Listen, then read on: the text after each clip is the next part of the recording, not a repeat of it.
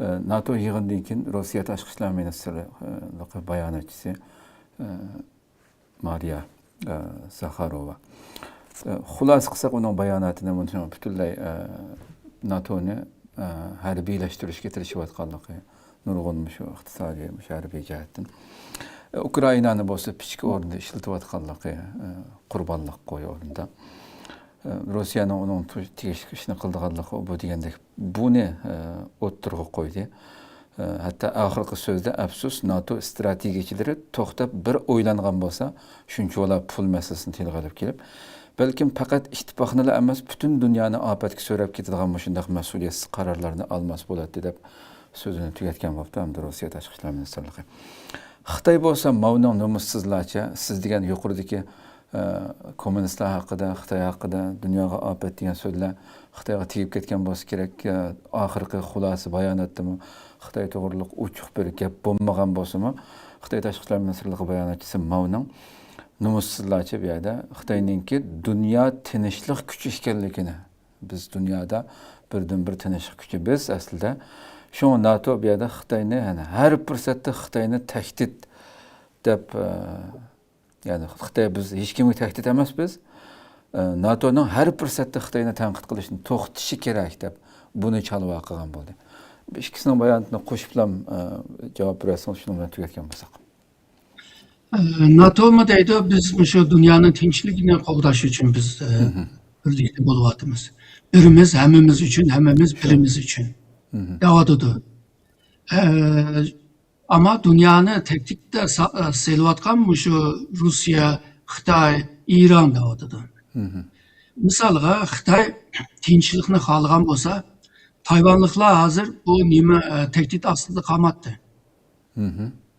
Her gün Tayvan'ı tehdit kılıyordu Xitoy. Kimler etrafını korşap, havada, denizde, suyun astıda kılıyordu. Eğer de Xitoy tinchlikni xohlagan bo'lsa, Japonya bilan toprak talaşmazdı. Yani sözleşip hal kıladı bunu. Yani Uygurlardan, Tibetlerden sonra baksa, Xitoy tinchlikni xohlamadi. Bu şununla bu Rusya mı Ukrayna'ga hücum qilish, ondan evvel Kırım'ni tatilish, ondan evvel bu Georgia degan devletni tehdit qilib, ondan evvel Çeçenler mustaqil olman desa ular u yerda Çeçenlarni qirib etish. Yani buna sanab kelsa qilgan ishlari yamanchiq. Xo'sh. Shuningga bu kim tinchlikni xohlaydi? Köp adam bunu görüp anlayalaydı, düşünalaydı. Fakat her qanday bir güç yaman işini kısma tinchlik ne berpa qilish uchun biz tirishayapmiz deydi hamda. Çünkü bu her qanday malning bir kor alg'uchisi bor deydi o. Her qanday yaman misal siz ketgan bir Almanı mı aldığan bir köz gömgen bir adam buludu yani. Heridar buludu yani. Şununla bu Xitoyla bu tinchlik degan vaqtida Xitoyga egishadiganligi bor. Ular xil manfaat uchun egashgan bo'lishi mumkin, ama uning gibini deyish berdi. Şununla misalga Uygur meselesinde mi nurg'un Müslüman devletler bu deyish berishning sebebi mi aşırı manfaatdan. Yani Xitoyningki tinchlik qo'g'damaydiganligini ve Cihangir devlet buluşununki yolga kirganligini hazırdan başlapla bu 55 milletini Xitoylashtirman deb qonun chiqarib ezayotganligini biladi. Ama manfaatdan tüpeyle egishayotdi. Shuningga Xitoy shu egashguvchi devletlarga ishonib turib bu gapni da'vatidi. İkincisi bu biz tinchlikni qo'g'daymiz deb turib bu NATO yoki G'arb devletlarga taqabul turishning bir diplomasi nimasi gibi bu hamda. Xo'sh.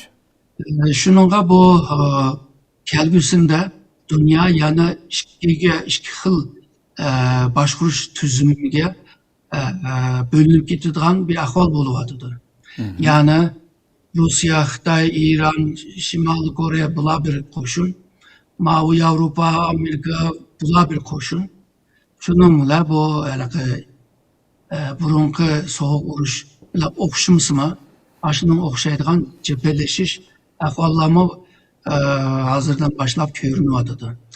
Öz vaxtıdıma, soğuk uruş vaxtıdıma Sovyet başlığındaki bu sosyalistlama dünyaya tinçlik keltirmez deb degan. Ama Vietnam'da, Tayland'da, Kamboçya'da, Xitay'da, Rusya'da, Romanya'da, Bulgaristan'da nurgun vahşi muşu insanlarını öldürüp kıganlarını bilmez.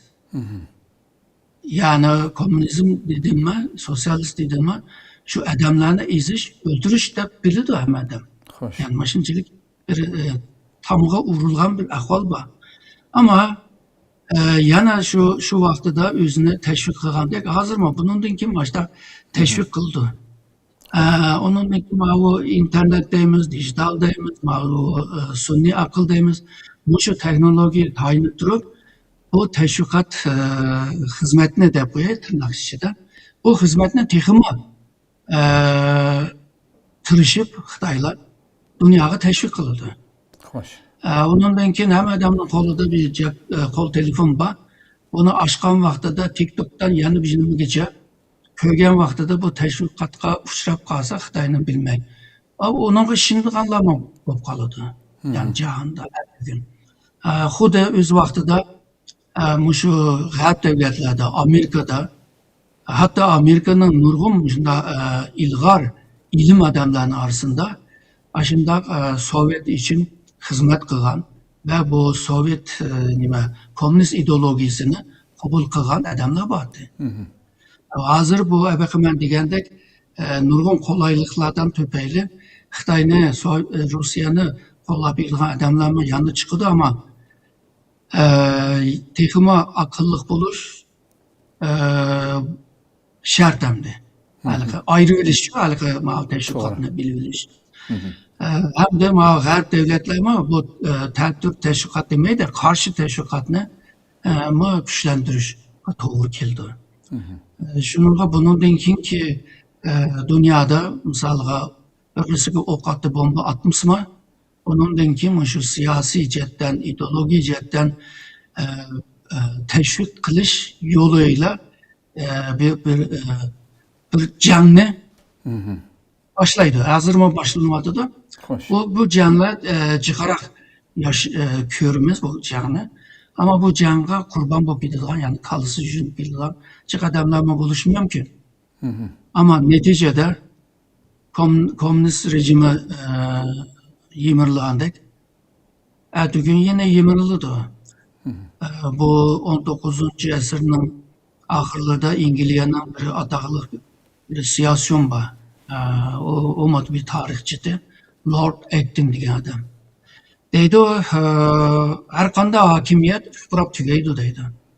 Ama mutlak hakimiyet çokum tugaydi deydi. Hoş. Hazır Xitay mutlaqlaşıvadı. Mutlak hakimiyet. Şununla uzun müddet aşnaq buldu. Ama angıcı nurgun kurbanla ketip kılış mümkün. Şununla dikkat buluş, işçi biliş, kelgüsünü yaxşı biliş, etmişini yaxşı biliş. Uygurca'da bir gap var, o aldı keynanında karapmandı. Aldı, aldığımızdaki yıllar ne oldu? Keynen degen tarih, yani ötmüş. Muş işkisini bilivasam doğru yolunu talap mangılı buldu. Xitayımı deydi o, biz tarihinin ki doğru yerde turuvatımızda. Tarihte yaşanmadı, kaysı doğru yerde tursun. Şuna mı? Xitayımı şunu cakalavatıdı. Ben ötmüşünü, tarihini bilmem ve en doğru yerde turuvatımındı.